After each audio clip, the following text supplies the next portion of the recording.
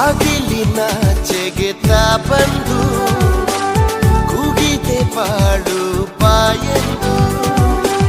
ಸಂತಸದಿಂದ ಓ ಎಂದು